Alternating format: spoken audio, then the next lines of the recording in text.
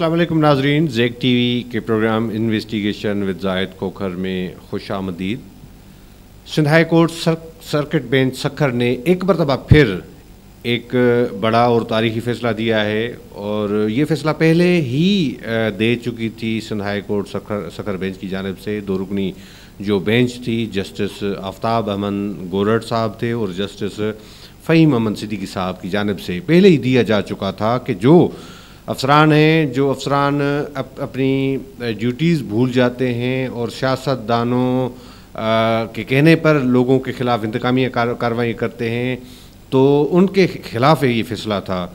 बुनियादी तौर पर जो चेयरमैन थे घोटकी के म्यूनसिपल कमेटी के असगर शाह साहब, उनके ख़िलाफ़ एक इंक्वायरी जारी थी महकमा एंटी करप्शन में। महकमा एंटी करप्शन के सर्कल अफसर जो हैं अयाज़ मेमन साहब की जानिब से किया जा रहा था, उसको सिंध हाई कोर्ट में चैलेंज किया गया और कहा गया कि ये इंतकामी कार्रवाई की जा रही है।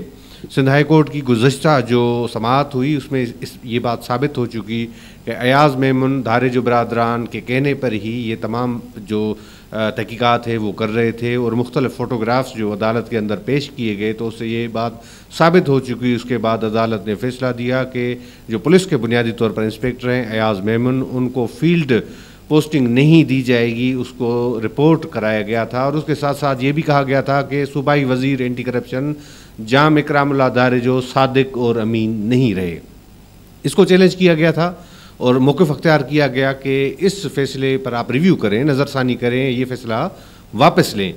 मगर अदालत की जानिब से ये फ़ैसला वापस नहीं दिया गया। दौरान समाअत ये पूछा गया deputy director anti corruption Sukkur जो एसपी भी हैं मुनीर अहमद खोड़ो से कि आप इस मामले में जो तहकीकात क्यों नहीं कर रहे, क्योंकि अदालत की जानिब से कहा गया था कि अगर असगर शाह के ख़िलाफ़ कोई तहकीकात है, कुछ चीज़ें हैं, तो आप उसको फाइनलाइज़ करें। तो बड़ी बात की गई और अहम बात की गई और ये एक ढेर की गई कि अदालत को बताया गया कि ये तहकीकात तो मुझे करने नहीं दी जा रही है। मेरा जो रीडर हैं शाह साहब, उनको मुअत्तल किया गया है। जो उसके साथ दूसरा तहकीकात करने के जो अफसर हैं मंजूर गोपांग, उसको भी जो है वो तब्दील कर दिया गया है, उनको भी रिपोर्ट कराया गया है डायरेक्टोरेट एंटी करप्शन एस्टेब्लिशमेंट में।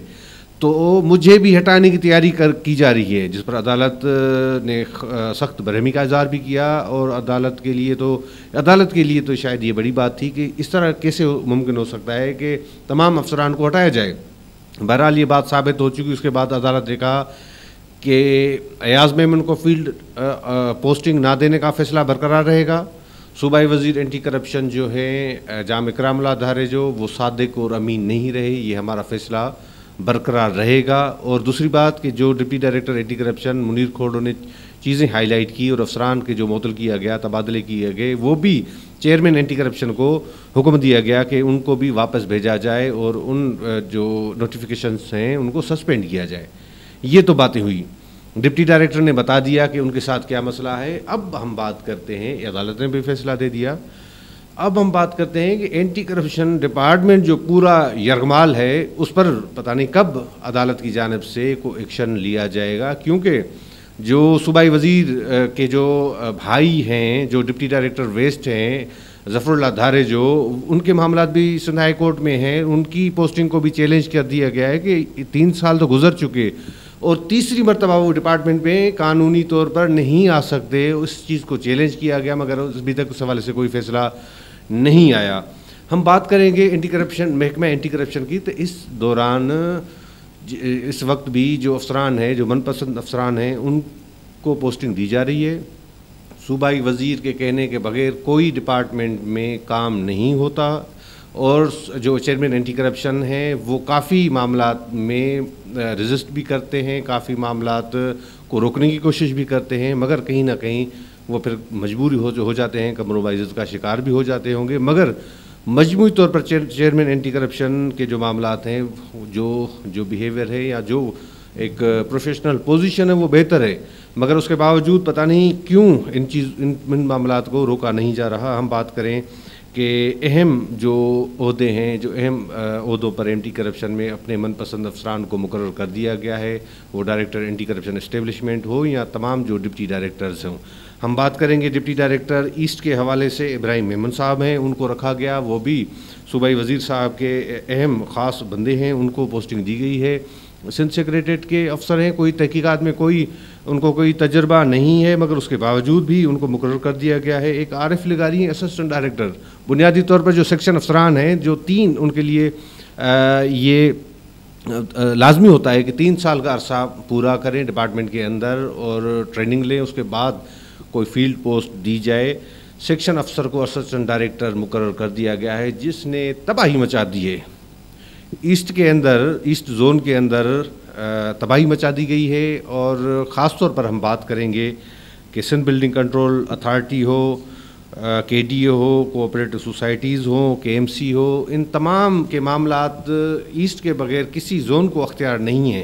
हालांकि Sindh building control authority KMC पूरे कराची में है, मगर किसी और जोन को अख्तियार नहीं है सवाए वेस्ट के, क्योंकि जाम ज़फ़रुल्लाह दारेजो साहब ख़ुद कई इंक्वायरियाँ जो है अपने पास ट्रांसफ़र करा चुके हैं, मगर इनको रखा ही इसलिए गया है। और कहा जाता है कि सिंध बिल्डिंग कंट्रोल अथॉरिटी की कोई 70 से 80 या 90 लाख रुपए की जो मंथली है वो भी कलेक्ट होती है, वो भी ऊपर तक जाती है। तो ये तमाम मामलात हैं, हर डिपार्टमेंट पर ये मंथली रखी गई है, ऊपर जाती है, ये एक सिस्टम है जिसको रोकने वाला कोई नहीं है। और अगर हम देखें, बात करें उसी तरह से एक असिस्टेंट डायरेक्टर हैं आरिफ लगारी हैं, उनको भी किस कैपेसिटी में ये फील्ड पोस्ट दी गई है, ये भी क्योंकि 2018 में के जो अदालत की जानिब से जो नताइज सस्पेंड किए गए हैं सिंध पब्लिक सर्विस कमीशन, ये इस ज़िम्मे में आते हैं। तो ऐसे अफसरान जिनकी खुद मुकर्ररी ही मशकूक हो, मुतनाज़ा हो, उनको इतने बड़े अहम ओहदे पर किस तरह से बिठाया जाता है। अगर हम बात करें, रिसेंटली एक मुकर्ररी कर दी गई है डिप्टी डायरेक्टर लाड़काना की, गुलाम सरवर अबड़ो साहब हैं, पुलिस अफसर हैं, वो भी सूबाई वज़ीर साहब ने खुद रखवाया है उनको, और उसी तरह से तमाम जो अफसरान हैं उनको रखवाया जाता है। एक चीज़ का ज़रूर एक सिंध के लोगों को भी दुख होता होगा, हमें तो ज़रूर होता है कि एक अफसर अच्छे भी हैं, शहजाद फजल अब्बासी साहब, डायरेक्टर एंटी करप्शन एस्टेब्लिशमेंट रखा गया है। उनको जब भी दारेजो साहब इंडस्ट्रीज़ में होते थे तो वहाँ पर भी अहम उनको ओहदे दिए, कोऑपरेटिव सोसाइटी में होते थे तो भी अहम ओहदे दिए गए, मगर वो भी इस सिस्टम का हिस्सा हो गए हैं। मतलब ऐसे अफसरान जो हैं उनकी मजबूरी क्या है, मतलब सवाल ये पैदा होता है कि अगर पोस्टिंग नहीं होगी तो क्या उनको मजबूरी क्या हो सकती है। तो ऐसे जो नौजवान अफसरान हैं वो भी इस सिस्टम का हिस्सा बन जाते हैं, ये तो बड़े दुख और अफसोस की बात है। तो तमाम मामलात हैं। दूसरी बात, अब ये बुनियादी बात हम करेंगे कि जब ये अदालत ने कह दिया है कि सूबाई वज़ीर इकरामुल्लाह दारेजो सादिक और अमीन नहीं रहे, तो क्या वो इस अवामी ओहदे पर, मुंतखब ओहदे पर रह सकते हैं, क्या वो सूबाई वज़ीर रह सकते हैं? ये तमाम पॉइंट्स हैं जिनको हाईलाइट करने की ज़रूरत है, जिनकी वजाहत की ज़रूरत है। और इस हवाले से इलेक्शन कमीशन को भी कहा गया है कि आप इस मामले को भी देखें। तो ये तमाम मामला थे। मैं समझता हूँ कि एंटी करप्शन के अफसरान अगर मुनीर खोड़ो इस तरह से बहादुरी और डेयर का मुजाहरा कर सकते हैं, तो इदारे में बैठे हुए और अफसरान भी इस तरह से करें, डेयर करें। कोई बात नहीं है, कोई काला वक्त और काला दौर हमेशा रहता नहीं है। ज़रूरी नहीं है कि ये इदारे सिंध के हैं, ये इदारे उनका दिफा करना इनका फ़र्ज़ है।